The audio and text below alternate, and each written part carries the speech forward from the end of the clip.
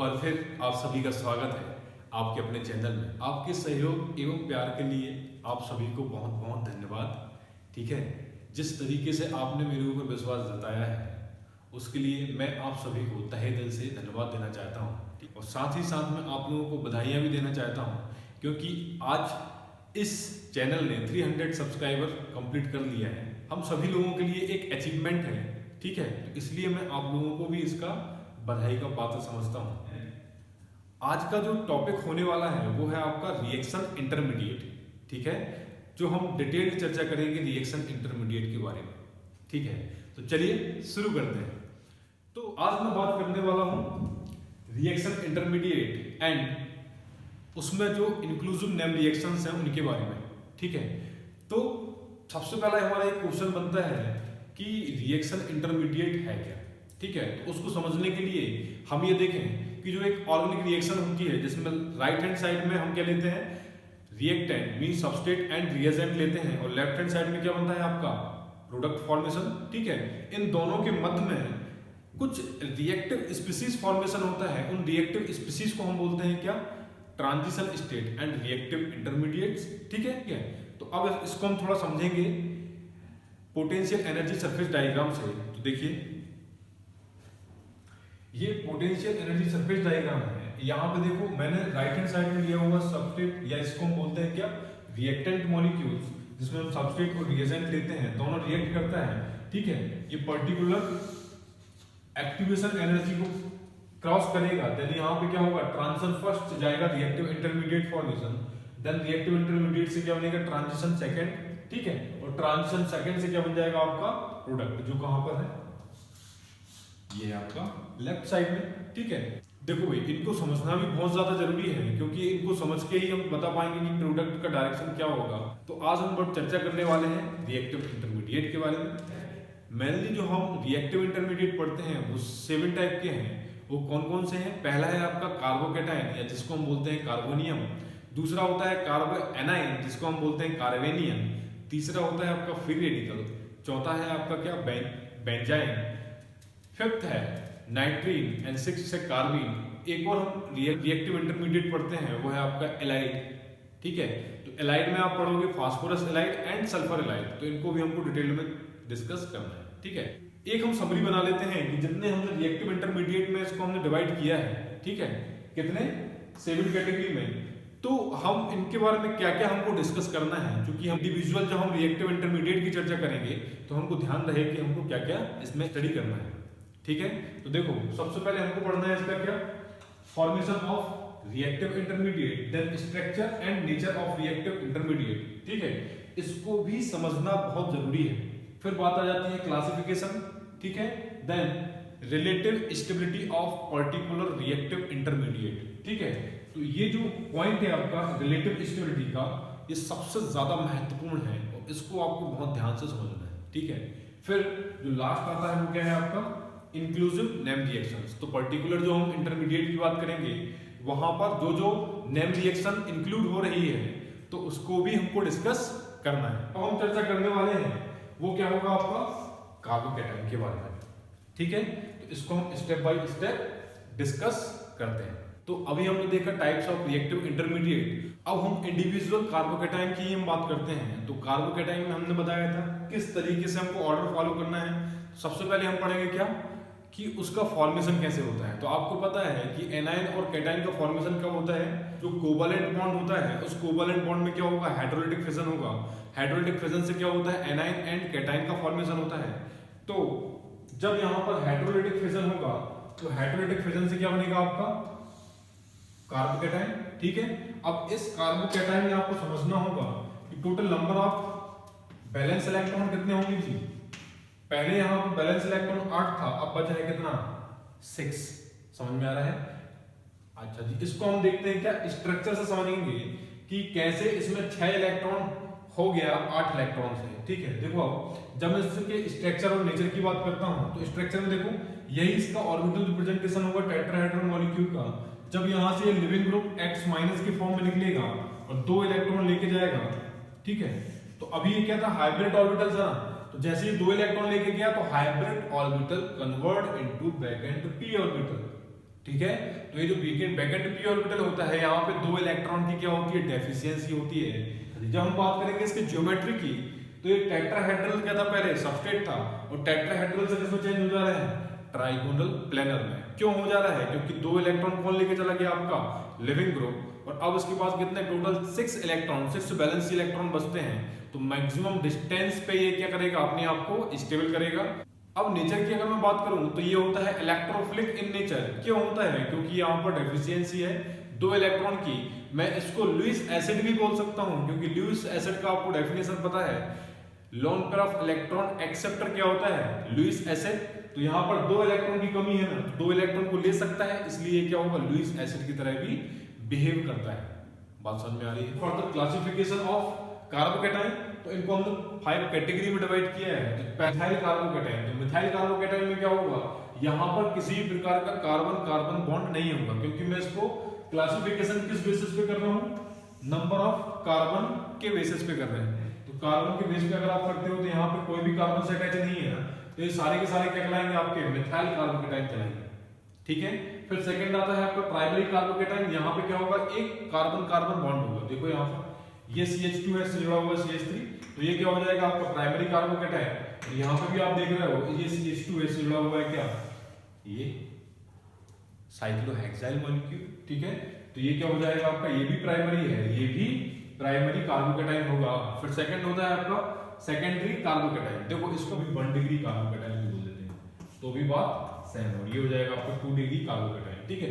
तो यहाँ पे देखो क्या होता है, इस कार्बन से कितने कार्बन अटैच है, 2 कार्बन कार्बन बॉन्ड है ना, तो इसलिए हम इसको बोल रहे हैं क्या, सेकेंडरी कार्बोकैटायन। यहाँ पे भी आप देखोगे इस कार्बन से कितना, 1 कार्बन ये है, 1 कार्बन ये है, 2 कार्बन अटैच है ना, तो इसलिए इसको हम बोल रहे हैं क्या, सेकेंडरी कार्बोकैटायन। यहाँ पे भी देखोगे तो इस कार्बोकैटायन से कितने कार्बन अटैच है, 2, तो इसलिए उसको हम बोला सेकेंडरी कार्बोकैटायन।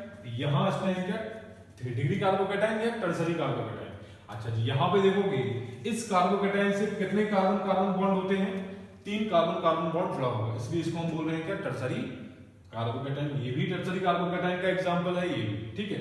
फिर बात आती है क्या, एलाइलिक कार्बोकैटायन, बेंजाइलिक कार्बोकैटायन। तो एलाइलिक आपको पता है, एलाइलिक ग्रुप क्या होता है, ये होता है आपका एलाइलिक ग्रुप। ठीक है। अगर सपोज यहाँ पर कोई लिविंग ग्रुप लगा हुआ Br, ठीक है, तो अब ये 2 इलेक्ट्रॉन लेके चला गया, तो यहाँ पे अब बचता है आपका क्या, कार्बोकैटायन। तो इसी को हम बोलते हैं एलाइलिक कार्बोकैटायन। और बेंजाइलिक कार्बोकैटायन क्या हो जाएगा, जैसे अगर बेंजाइल क्लोराइड की अगर मैं बात करता हूँ, जैसे ही क्लोरीन अपना 2 इलेक्ट्रॉन लेके जाएगा एज अ लिविंग ग्रुप, तो यहाँ पे क्या होगा, कार्बोकैटायन क्रिएट करेगा। तो इस कार्बोकैटायन को हम बोलते हैं बेंजाइल कार्बोकैटायन। क्लियर हुई बात। ठीक है। की बात करता हूँ तो मेनली इनको 2 टाइप में डिवाइड किया गया है। वो कौन कौन से हैं, पहला होता है आपका क्लासिकल कार्बोकैटायन, दूसरा होता है नॉन क्लासिकल कार्बोकैटायन। तो जो हम मेनली अभी डिस्कशन कर रहे हैं वो किस पे कर रहे हैं, क्लासिकल कार्बोकैटायन पे कर रहे हैं। नॉन क्लासिकल कार्बोकैटायन को मैं डिस्कस करूंगा आगे, जब मैं नेबरिंग ग्रुप पार्टिसिपेशन बताऊंगा। क्लियर हुई बात। ठीक है। अच्छा जी, अब हम नेक्स्ट मूव करते हैं stability, relative stability of carbocation. सबसे ज्यादा इंपॉर्टेंट है और इसी को आपको ध्यान से समझना है। ठीक है। अब देखिए भाई, जब मैं रिलेटिव स्टेबिलिटी की बात करता हूँ, कार्बोकैटायन की स्टेबिलिटी है फ्यू फैक्टर्स पे डिपेंड करती है, जिनमें से है मैग्नीट्यूड ऑफ चार्ज, दूसरा है डिस्पर्सन और डिलोकलाइजेशन ऑफ चार्ज। ठीक है। तीसरा है आपका क्या, हाइड्राइड एफिनिटी। मैग्नीट्यूड मतलब क्या होता है, क्वांटिटी मतलब मात्रा, जितना ज्यादा क्वांटिटी होगा उतनी ही ज्यादा क्या होगा, इसकी रिएक्टिविटी। मतलब कि मैग्नीट्यूड जितना कम होगा स्टेबिलिटी उतनी ही ज्यादा होगी। समझ में आ रही है बात।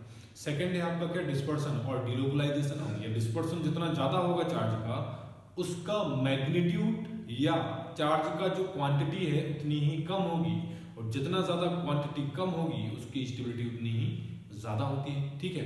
फिर थर्ड होता है आपका क्या, हाइड्राइड एफिनिटी। और हाइड्राइड एफिनिटी के द्वारा हम कैलकुलेट करते हैं कार्बोकैटायन की स्टेबिलिटी। जितना ज्यादा उसका हाइड्राइड एफिनिटी होगी उसकी स्टेबिलिटी उतनी ही कम होगी, और जितना कम हाइड्राइड एफिनिटी होगी उसकी स्टेबिलिटी उतनी ही ज्यादा होगी। बात समझ में आ रही है।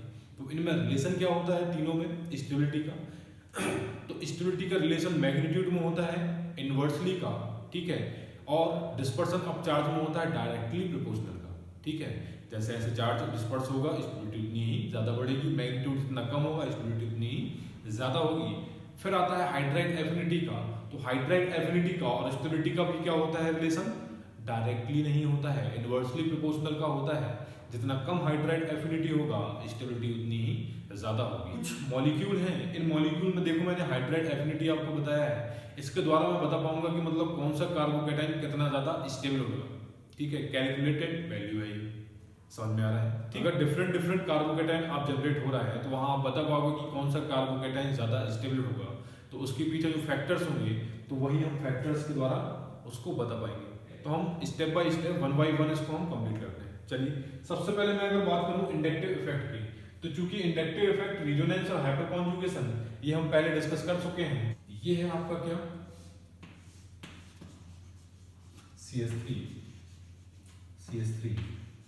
CH3 मैंने इंडक्टिव इफेक्ट जब बताया था तो आपको बताया था कि जो CH3 मॉलिक्यूल होता है वो कौन सा इफेक्ट डालता है जी, ये डालता है आपका प्लस आई इफेक्ट। सारे मेथाइल पर कौन सा इफेक्ट डालेंगे, धनात्मक पीड़ित प्रभाव डालेंगे। धनात्मक पीड़ित प्रभाव क्या होता है, इस कार्बोकेटाइन की स्टेबिलिटी को बढ़ाता है, क्योंकि ये मैग्नीट्यूड को क्या कर रहा है, कम कर रहा है। ठीक है, इसके रिस्पेक्ट में अगर मैं कोई ऐसा ग्रुप लेता हूं जो माइनस आई इफेक्ट डाल रहा है तो वह उसकी स्टेबिलिटी को कम करेगा। जैसे कि अगर मैं बात करूं यहां पर CCl3 की बात कर रहा हूं, ठीक है, हाइड्रोजन को मैंने रिप्लेस कर दिया किससे, क्लोरीन से, तो यहां पर अब ये जो है प्लस आई इफेक्ट ना डाल के क्या डालेगा, माइनस आई इफेक्ट डालेगा, और ये जो माइनस आई इफेक्ट है और ज्यादा कार्बोकेटाइन को डिस्टेबलाइज करेगा। समझ में आ रही है बात, मतलब दोनों में रिलेशन क्या हो जाएगा, स्टेबिलिटी जो होगी वो प्लस आई की डायरेक्टली प्रोपोर्शनल होगा और माइनस आई के जो होता है इनवर्सली प्रोपोर्शनल होता है। तो ये रिलेशन आपको याद रखना है। ठीक है, अच्छा अब देखो भाई, जब मैं रेजोनेंस की बात करूं तो मैंने क्या बोला, जितना ज्यादा चार्ज का डिस्पर्सल होगा मींस जितना ज्यादा रेजोनेटिंग स्ट्रक्चर होगी उसकी स्टेबिलिटी उतनी ही ज्यादा होगी। मैंने ये 5 एग्जांपल लिया हुआ है। अब ये 5 एग्जांपल में आप बहुत आसानी से बता पाओगे कि किसकी स्टेबिलिटी ज्यादा होगी और किसकी स्टेबिलिटी कम होगी। फैक्टर कौन सा लग रहा है जी, यहाँ जो फैक्टर लग रहा है वो फैक्टर है किसका, रेजोनेंस स्ट्रक्चर का, रेजोनेटिंग स्ट्रक्चर का। जितना ज्यादा कैनोनिकल स्ट्रक्चर स्टेबिलिटी उतनी ही ज्यादा। ठीक है, तो यहाँ पर इसकी जो रेजोनेटिंग स्ट्रक्चर निकल के आएंगी कितनी निकल के आएंगी, 4, समझ में आ रहा है। यहाँ जो स्ट्रक्चर निकल के आएंगी वो कितनी निकल के आएंगी, अप्रॉक्स 6।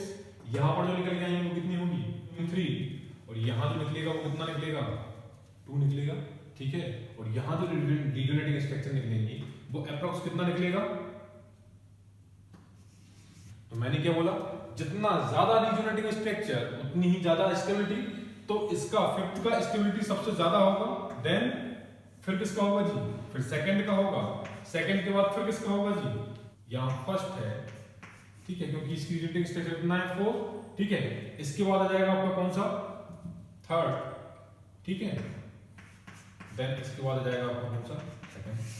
तो ये स्टेबिलिटी का ऑर्डर होगा, और ये स्टेबिलिटी का ऑर्डर किसके अकॉर्डिंग है, रेजोनेंस स्ट्रक्चर के अकॉर्डिंग। समझ में आया, ठीक है। अच्छा जी, हाइपर कॉन्जुगेशन को भी समझो।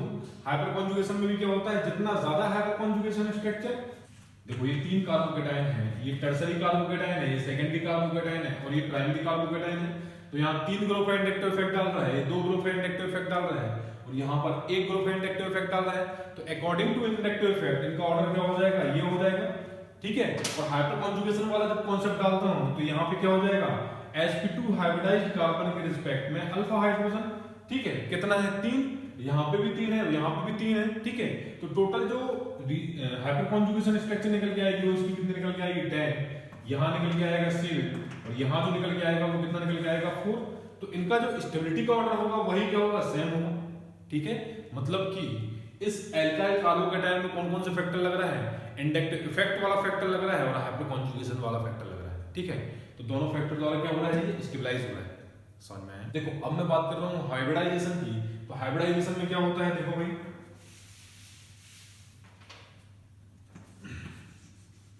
ये CH3 ये प्राइमरी कार्बोकेटाइन है। ठीक है, फिर मैं बात करूं, इसको हम बोलते हैं क्या, एल्किल कार्बोकेटाइन। ठीक है, एल्कीन कार्बोकेटाइन और एस्टाइलिन कार्बोकेटाइन। ठीक है, कैसे समझो,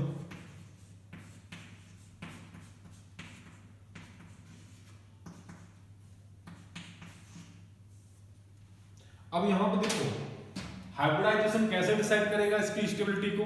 तो अब सबसे पहले आपको समझ में आना चाहिए कि इसका जो हाइब्रिडाइजेशन वो क्या है, कार्बोकेटाइन से लगा हुआ एडजेसेंट कार्बन की हाइब्रिडाइजेशन क्या है। तो इसका हाइब्रिडाइजेशन होता है sp3, इसका हाइब्रिडाइजेशन होता है sp2, इसका हाइब्रिडाइजेशन होता है sp।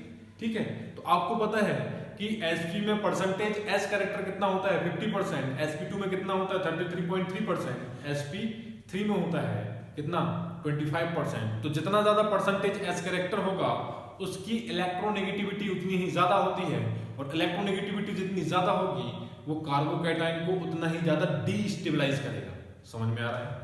ठीक है, क्योंकि वह उसके मैग्नीट्यूड को बढ़ाएगा ना कि कम करेगा। ठीक है, तो इसका स्टेबिलिटी का ऑर्डर क्या हो जाएगा ये, तो यहाँ कौन सा कॉन्सेप्ट लगा जी, यहाँ लगा हाइब्रिडाइजेशन वाला कॉन्सेप्ट, और हाइब्रिडाइजेशन में भी कौन सा परसेंटेज एस कैरेक्टर वाला कॉन्सेप्ट। क्लियर हुई बात? यहाँ पे मैंने क्या किया, इंडक्टिव इफेक्ट को डिस्कस किया, रेजोनेंस इफेक्ट को डिस्कस किया, हाइड्रोकॉन्जुगेशन और हाइब्रिडाइजेशन को डिस्कस किया। अब बात आती है क्या, stabilize by carbocation stabilize by non bonded electrons pair. ठीक है, तो अब देखो इसका मतलब सीधा सा क्या होगा कि ऑक्सीजन के पास क्या होता है, कार्बोकैटायन के एडजेसेंट में कोई ऐसा ग्रुप हो जिसके पास क्या हो एकाकी इलेक्ट्रॉन युग्म, तो वह एकाकी इलेक्ट्रॉन युग्म का डायरेक्शन क्या हो जाता है टुवर्ड्स कार्बोकैटायन, क्योंकि कार्बोकैटायन में क्या है डेफिशिएंसी है और वह लुईस एसिड की तरह बिहेव करता है, और जिसके पास लोन पेयर ऑफ इलेक्ट्रॉन है वो किसकी तरह बिहेव करेगा, लुईस बेस की तरह। समझ में आ रही है बात? ठीक है, तो यहां पे क्या होगा, स्टेबलाइज होगा बाय कार्बोकैटायन। ठीक है, और जैसे ही अपने लोन पेयर ऑफ इलेक्ट्रॉन देगा पॉजिटिव चार्ज किस पे आ जाएगा, ऑक्सीजन पे, यहां पे भी हो जाएगा क्या। अब थोड़ा सा एक चीज आपको समझना ये जब है कि ऑक्सीजन और नाइट्रोजन में, इन दोनों में अगर मैं कंपेयर करता हूं तो कौन ज्यादा स्टेबलाइज करेगा कार्बोकैटायन को, तो वह, क्योंकि ये भी 2p का है और ये भी 2p का है ना, दोनों ग्रुप क्या है 2p के हैं, तो यहाँ पे आपको देखना होगा कौन कार्बोकैटायन को ज्यादा स्टेबलाइज करेगा। तो यहाँ कॉन्सेप्ट लगेगा आपका इलेक्ट्रोनेगेटिविटी का, तो जिसका ज्यादा इलेक्ट्रोनेगेटिविटी होगा वो उतना ही कम कार्बोकैटायन को स्टेबलाइज करेगा, और जिसका इलेक्ट्रोनेगेटिविटी क्या होता है कम होता है वो कार्बोकैटायन को ज्यादा स्टेबलाइज करेगा। समझ में आ रहा है? तो इन दोनों में अगर कंपेयर करता हूं तो ये ज्यादा स्टेबलाइज करेगा OH के रिस्पेक्ट में। ठीक है, अच्छा जी, अब SH की जब बात आती है तो यहाँ SH में क्या होगा जी बताओ, यहां जैसे ही कार्बोकैटायन क्रिएट होगा तो यहाँ पे ये किसका है, ये है 3p का और ये है 2p का, तो स्टेबलाइज तो करेगा नो डाउट, बट जो स्टेबलाइज करने की स्ट्रेंथ है वो कम हो जाएगी। क्यों? क्योंकि यहां पर इफेक्टिव ओवरलैपिंग नहीं होगा। क्यों नहीं होगा? क्योंकि साइज क्या है यहां पर ऑर्बिटल्स का, कंपेरेबल नहीं है। ठीक है, तो ये हो जाएगा आपका क्या, CH2 डबल बॉन्ड SH यहां प्लस। ठीक है, लेकिन ये क्या होगा आपका लेस स्टेबलाइज करेगा। ठीक है, जब मैं बात करूं क्लोरीन की तो ये भी 3p का है। ठीक है, तो ये भी क्या करेगा, लेस स्टेबलाइज करेगा। समझ में आ रही है बात? क्योंकि क्लोरीन का इलेक्ट्रोनेगेटिविटी क्या होता है, ज्यादा होता है, तो इसकी टेंडेंसी क्या होगी, इलेक्ट्रॉन को अपनी ओर अट्रैक्ट करने का होता है ना, तो ये बहुत टफ होगा कि इलेक्ट्रॉन का डायरेक्शन क्या होगा, कार्बोकैटायन की तरफ। समझ में आ रहा है? ठीक है, दूसरा होता है आपका क्या, फ्लोरीन। अच्छा जी, फ्लोरीन देखो यहां पर आपने पढ़ा होगा कि BH3 और BF3 में, इन तीनों में कौन सबसे ज्यादा लुईस एसिड की तरह बिहेव करता है, तो हम बोलते हैं भाई BH3 ज्यादा लुईस एसिड की तरह बिहेव करता है BF3 के कंपेयर में, क्योंकि यहां पे क्या होता है, ये फ्लोरीन जो है बैक पाई बॉन्डिंग डोनेशन करता है, बैक डोनेशन करता है। तो बैक डोनेशन में क्या होगा कि इसके जो बैकेंड p ऑर्बिटल है इसमें लोन पेयर ऑफ इलेक्ट्रॉन को फील्ड करा देता है, और लुईस एसिड की टेंडेंसी जो होती है वो किस पे डिपेंड करती है, वैकेंसी पे, वैकेंसी ऑफ p ऑर्बिटल पे डिपेंड करती है। ठीक है, तो इस केस में क्या होता है, इसकी एसिडिटी बढ़ जाती है। वैसे ही इसके पास, फ्लोरीन के पास क्या होता है, 3 एकाकी इलेक्ट्रॉन युग्म होंगे, तो ये क्या करेंगे, इस पॉजिटिव चार्ज को स्टेबलाइज करेगा। ठीक है, फिर बात आ जाती है क्या, इलेक्ट्रोनेगेटिविटी की, कि ऑक्सीजन, नाइट्रोजन और फ्लोरीन में कौन ज्यादा स्टेबलाइज करेगा। नाइट्रोजन सबसे ज्यादा स्टेबलाइज करेगा, फिर ऑक्सीजन, फिर फ्लोरीन। क्लियर हुई बात? ठीक है, अच्छा जी, अब Br में भी देखोगे ये हो गया 4p का, तो यहाँ पे जो स्टेबिलिटी होगी सबसे कम स्टेबलाइज करेगा कार्बोकैटायन को। ठीक है, अब बात आती है OET, तो ऑक्सीजन इससे लगा हुआ है एल्काइल ग्रुप, तो ये भी क्या करेगा, स्टेबलाइज करेगा जी कार्बोकैटायन को। बात समझ में आ रहा है? तो ये क्या हो रहा है, carbocation stabilize by non bonded electrons pair. ठीक है, अच्छा, अब देखो मैंने कुछ एग्जांपल लिया हुआ है, जैसे यहाँ पे जो कार्बोकैटायन जैसे ही जनरेट होगा तो ये जो कार्बोकैटायन है किसके द्वारा स्टेबलाइज होगा जी, वो नॉन बॉन्डेड इलेक्ट्रॉन के द्वारा स्टेबलाइज होगा। समझ में आ रहा है? अच्छा जी, अब देखो इन दोनों में, इसके एडजेसेंट में क्लोरीन लगा हुआ है, इस ऑक्सीजन के एडजेसेंट में क्लोरीन लगा हुआ है। अगर मैं बात करता हूं स्पेसिफिक की कि भाई एक ही कार्बोकैटायन बन सकता है, तो पॉसिबिलिटी किसकी ज्यादा होगी? नाइट्रोजन की ज्यादा होगी। मैंने बताया रीजन उसका, ठीक है। तो यहां जो कार्बोकैटायन बनेगा वो कैसा बनेगा जी? ये कार्बोकैटायन फॉर्मेशन, और ये जो कार्बोकैटायन है वो किसके द्वारा स्टेबलाइज होगा? नाइट्रोजन के लोन पेयर ऑफ इलेक्ट्रॉन के द्वारा। समझ में आ रही है बात? अच्छा जी, अब देखो यहाँ पर ये भी ग्रुप है और यहाँ पे भी ये ग्रुप है, दोनों की सेम कंडीशन है, ठीक है। तो यहाँ पे भी कार्बोकैटायन स्टेबल होगा, यहाँ पे भी कार्बोकैटायन स्टेबल होगा, नो डाउट। बट स्टेबिलिटी किसकी ज्यादा होगी? नाइट्रोजन की स्टेबिलिटी ज्यादा होगी कंपेयर टू ऑक्सीजन। कहने का मतलब है नाइट्रोजन ज्यादा स्टेबलाइज करेगा ऑक्सीजन के रिस्पेक्ट में।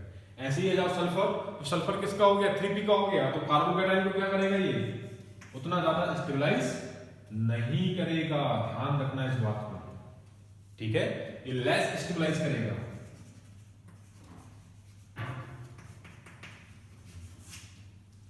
समझ में आ रही है बात? तो यहां पे हमने कंप्लीट किया क्या? Stabilize by non bonded electrons pair, ठीक है। अब मैं नेक्स्ट स्टेप जो करता हूं वो क्या करता हूं? Stabilize by ring expansion. तो यहां पे मैं बेंट ऑर्बिटल की भी बात करूंगा, और कार्बोकैटायन जो है रिंग एक्सपेंशन के द्वारा भी क्या होता है? स्टेबलाइज होता है, मैं उसकी भी चर्चा करूंगा, ठीक है। साइक्लोप्रोपिल अगर कार्बोकैटायन से जुड़ा है तो ये किस तरीके से कार्बोकैटायन को स्टेबल करेगा, क्योंकि हम पढ़ रहे हैं क्या? स्टेबलाइज बाय रिंग एक्सपेंशन, ठीक है। तो ये स्टेबलाइज करेगा रिंग के द्वारा, बेंट ऑर्बिटल के द्वारा, क्योंकि आपको पता है कि साइक्लोप्रोपेन में जब आप बेयर स्ट्रेंथ थ्योरी पढ़ते हो तो साइक्लोप्रोपेन में आपको पता है कि यहाँ पे क्या है? टॉर्सनल स्ट्रेन होता है, एंगल स्ट्रेन होता है, जिसके कारण ये रिंग क्या होता है? इसमें रिजिडिटी होती है, ठीक है। तो ये क्या करना चाहता है? ब्रेक होना चाहता है। तो इसके लिए क्या होता है? ये कार्बोकैटायन माध्यम का काम करता है। तो जैसे ही ये कार्बोकैटायन जनरेट होगा, इस कार्बोकैटायन को ये जो है स्टेबलाइज करेगा, कार्बोकैटायन को ये जो है स्टेबलाइज करेगा वाया रिंग एक्सपेंशन, ठीक है। रिंग एक्सपांड होगा और उसके द्वारा क्या करेगा? इस कार्बोकैटायन को स्टेबलाइज करेगा। बात समझ में आ रहा है? ठीक है। तो यहां पर इस कार्बोकैटायन से जितना ज्यादा साइक्लोप्रोपिल रिंग अटैच्ड होगा, उस कार्बोकैटायन की स्टेबिलिटी उतनी ही ज्यादा होती है। इवन अगर मैं बात करूं एरोमेटिसिटी के द्वारा भी कार्बोकैटायन स्टेबलाइज होता है, तो उससे ज्यादा स्टेबलाइज करेगा ये वाला फैक्टर। समझ में आ रही है बात? ठीक है। तो देखो इन फर्स्ट, सेकंड, थर्ड में अगर मैं बात करूं तो यहाँ कितना 3 रिंग जुड़ा हुआ है, यहाँ पर 2 रिंग जुड़ा हुआ है, और यहाँ पर 1 रिंग जुड़ा हुआ है। तो इनका अगर मैं स्टेबिलिटी की बात करूं तो क्या हो जाएगा? Third is more stable then second, second is more stable than first, ठीक है। जहां तक इसके इंटरनल बॉन्ड एंगल के निकालने की बात आती है, तो उसके लिए फॉर्मूला क्या है? ये, ठीक है।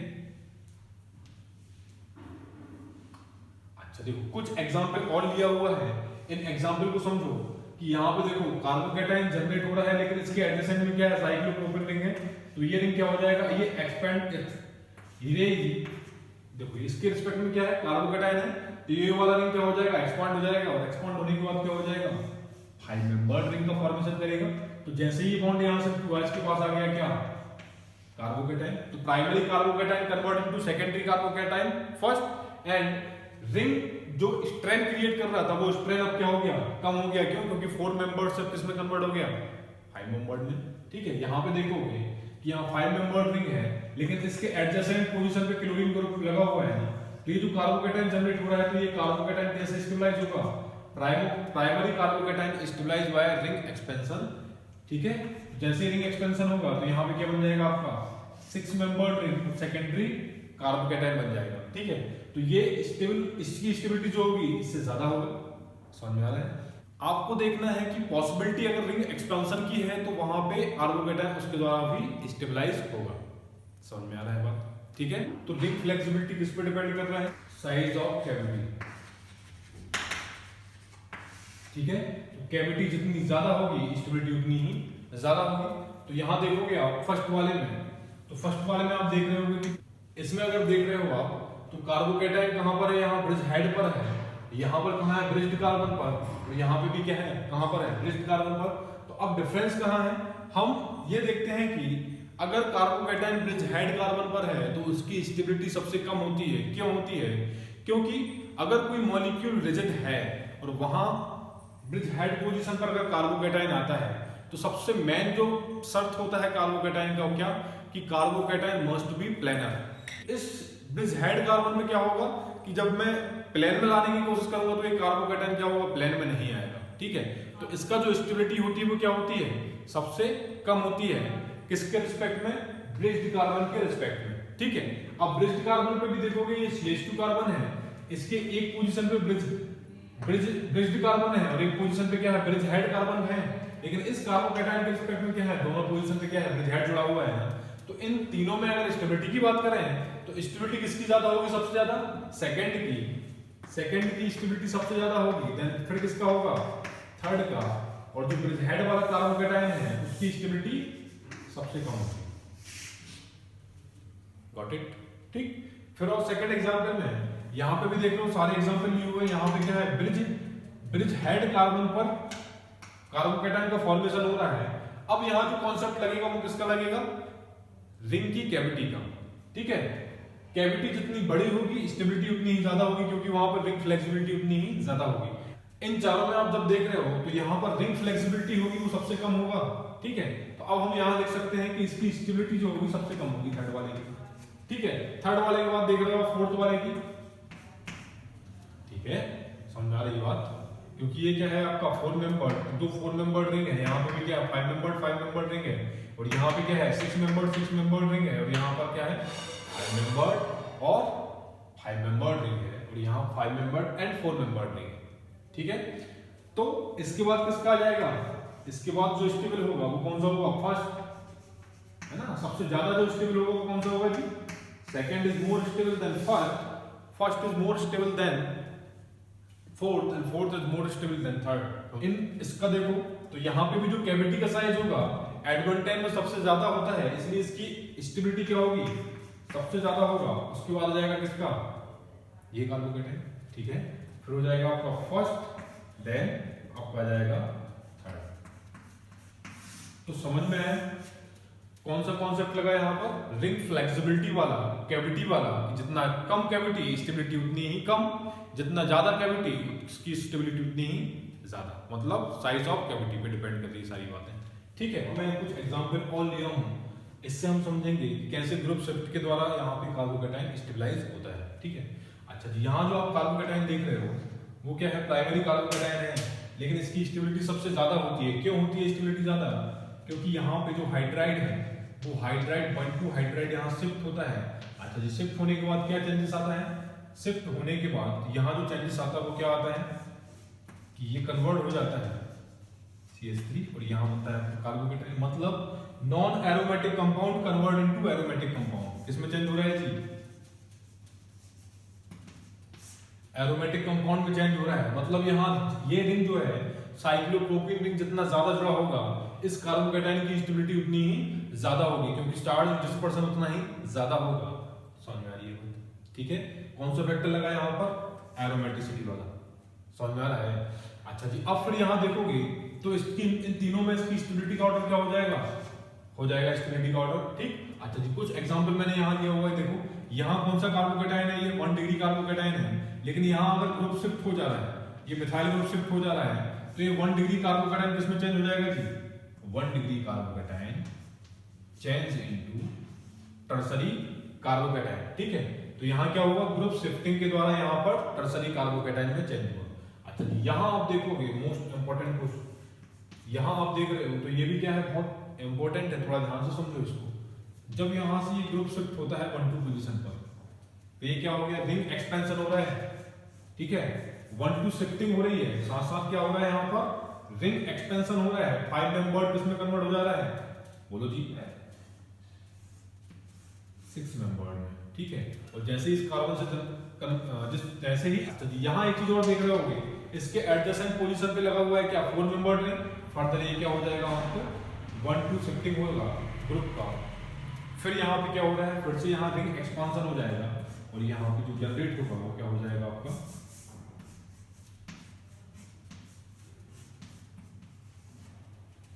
समझ में आ रहा है, स्टेबल कार्बोकैटायन का फॉर्मेशन हो रहा है। ठीक है, और यहाँ जो रिंग एक्सपांशन था वो रिंग एक्सपांशन अब यहाँ पे क्या हो गया, रिड्यूस कर गया। मतलब अब क्या होगा, यहाँ पर स्टेबिलिटी इंक्रीज करेगी कार्बोकैटायन की। क्लियर है बात?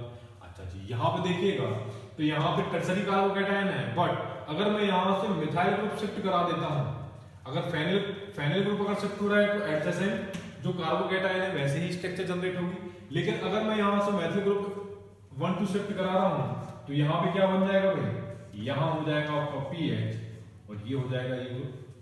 समझ में आ रही है बात? तो ये जो कार्बोकैटायन है ये कार्बोकैटायन ज्यादा स्टेबल होगा इसके रिस्पेक्ट में। क्यों? क्योंकि यहाँ से इंडक्टिव इफेक्ट और हाइपर कॉन्जुगेशन के द्वारा स्टेबलाइज हो रहा है, बट यहाँ पर क्या हो रहा है, यहाँ hyperconjugation, inductive as well as resonance effect के द्वारा कार्बोकैटायन स्टेबलाइज हो रहा है। इतनी सी बात समझ में आती है? ठीक है। एक फैक्टर और बचता है, बहुत इंपॉर्टेंट है, मैं यहाँ लिखा नहीं हूँ, वो है एरोमेटिसिटी। कि एरोमेटिसिटी के द्वारा भी कार्बोकैटायन क्या होता है, स्टेबलाइज होता है। अब यहाँ देखोगे आप, मैंने 3 एग्जाम्पल लिया हुआ है डिफरेंट। तो यहाँ जब मैं देखो इसका रिएक्शन जब आप कराओगे AgNO3 के द्वारा तो यहाँ पे क्या हो जाएगा, AgBr निकल जाएगा, ठीक है। और ये जो है NO3 माइनस के फॉर्म में रहेगा, तो यहाँ क्या कन्वर्ट होगा आपका, ये कन्वर्ट हो जाएगा आपके किसमें, कार्बोकैटायन में। मींस यहाँ ट्रोपोलियम कार्बोकैटायन का फॉर्मेशन हुआ और इस ट्रोपोलियम कार्बोकैटायन से जो है NO3 कोऑर्डिनेट रहेगा, ठीक है। ये आयनिक फॉर्म में क्यों रहेगा, जब मैंने एरोमेटिसिटी बताया था तो मैंने ये एग्जांपल आपको बताया था, ठीक है। क्योंकि ये क्या कर रहा है, एरोमेटिक कंपाउंड में कन्वर्ट हो जा रहा है। क्लियर है बात? अच्छा, वैसे ही देखोगे आप सेकंड वाले में, तो यहाँ पे ये क्या हो जा रहा है, जैसे ही यहाँ से Br निकल रहा है, Br निकलने के बाद ये क्या हो जा रहा है, साइक्लोप्रोपाइनियम कैटायन में चेंज हो जा रहा है और इसकी स्टेबिलिटी ज्यादा होती है। क्यों? क्योंकि ये नॉन एरोमेटिक से किस में जा रहा है, एरोमेटिक कंपाउंड में जा रहा है, ठीक है। तो ये कन्वर्जन पॉसिबल होगा। समझ में आ रहा है? कार्बोकैटायन की स्टेबिलिटी जो होगी ट्रोपोलियम कार्बोकैटायन से ज्यादा स्टेबल होता है ये साइक्लोप्रोपीन कार्बोकैटायन। क्यों होता है? क्योंकि इसका चार्ज का सर्कुलेशन इससे ज्यादा फास्ट होता है। In this example, third example में हम देखते हैं यहाँ पे क्या हो रहा है, नॉन एरोमेटिक से जैसे ही AgNO3 के साथ रिएक्शन कराओगे तो ये क्या हो जाएगा, कार्बोकैटायन जनरेट हो रहा है और ये कार्बोकैटायन जनरेट होने के बाद ये क्या हो जा रहा है, एंटी एरोमेटिक हो जा रहा है। और आपको पता है कि ये जो होता है एरोमेटिक कंपाउंड होता है वो अनस्टेबल होता है, ठीक है। किसके रिस्पेक्ट में, नॉन एरोमेटिक कंपाउंड के रिस्पेक्ट में। तो यहाँ इस मॉलिक्यूल में न्यूक्लियोफिलिक सब्स्टिट्यूशन, कौन सा second order nucleophilic substitution possible होगा compare to unimolecular nucleophilic substitution. समझ में आ रहा है? रीजन क्या है, क्योंकि यहाँ का जो कार्बोकैटायन है वो स्टेबल नहीं है। समझ में आ रहा है? अब देखते हैं, ये तो मैंने बताया कि कुछ फैक्टर्स थे जो अप्लाई हो रहा है। अब मैं कई सारे एग्जांपल लेता हूँ और एग्जांपल में मैं बताऊंगा कि यहाँ पे कौन कौन सा फैक्टर लग रहा है, ठीक है। देखिए भाई, लास्ट में मैं समराइज कर देता हूँ जितने मैंने एग्जाम्पल लिए हैं। उन एग्जाम्पल में स्टेबिलिटी का ऑर्डर क्या होगा और जो फैक्टर्स बताए हैं इनमें सबसे ज्यादा डोमिनेंट फैक्टर कौन सा होता है, तो वो ऑर्डर लिखा हुआ है ये। तो इसी के अकॉर्डिंग आपको देखना है कि सबसे ज्यादा स्टेबल कार्बोकैटायन कौन सा होगा, ठीक है। तो आइए, यहाँ जो फैक्टर लग रहा है वो कौन सा लगता है, एरोमेटिसिटी का। क्योंकि यहाँ जब हाइड्राइड शिफ्ट कर रहा है तो यहाँ कितना रिंग है, 3 साइक्लोप्रोपीन रिंग है, तो उतना ही ज्यादा कार्बोकैटायन को स्टेबलाइज करेगा, ठीक है। तो इसकी स्टेबिलिटी ज्यादा होगी इससे, ठीक है। तो ये इसका ऑर्डर हो जाएगा। अच्छा जी, अब देखो यहाँ एक लगा हुआ ग्रुप लेकिन उसके साथ लगा हुआ है क्या, पीएच। तो यहाँ एरोमेटिसिटी वाला भी कॉन्सेप्ट लग रहा है और रेजोनेंस वाला भी कॉन्सेप्ट लग रहा है। समझ में आ रहा है? तो इसके बाद कौन स्टेबल होगा, ये। अच्छा जी, अब आ जाओगे यहाँ पर, तो इसके बाद इसकी स्टेबिलिटी का ऑर्डर ये होगा। क्यों होगा? क्योंकि ये स्टेबलाइज हो रहा है बाय बैकेंट ऑर्बिटल। ऐसी को हम बोल देते हैं कार्बोकैटायन किसके द्वारा स्टेबलाइज हो रहा है, रिंग एक्सपांशन के द्वारा, ठीक है। तो जितना ज्यादा रिंग होगा कार्बोकैटायन की स्टेबिलिटी उतनी ही ज्यादा होगी। तो इसका ऑर्डर क्या हो जाएगा भाई, ये अभी बताया हूं, ठीक है। अच्छा जी, अब इंडिविजुअल आता है मॉलिक्यूल। तो यहाँ पे साइक्लोप्रोपीन कार्बोकैटायन जो होता है ये सबसे ज्यादा स्टेबल होता है, क्योंकि यहाँ पर जो चार्ज सर्कुलेशन का जो रेट है वो ज्यादा होता है ट्रोपोलियम कार्बोकैटायन के रिस्पेक्ट में। तो इसका स्टेबिलिटी जो होगा ट्रोपोलियम कार्बोकैटायन से ज्यादा होगा। फिर ट्राइफेनिल कार्बोकैटायन की स्टेबिलिटी होगी। क्यों? क्योंकि यहाँ पर जो फैक्टर लग रहा है वो कौन सा लग रहा है जी, रेजोनेंस इफेक्ट लग रहा है।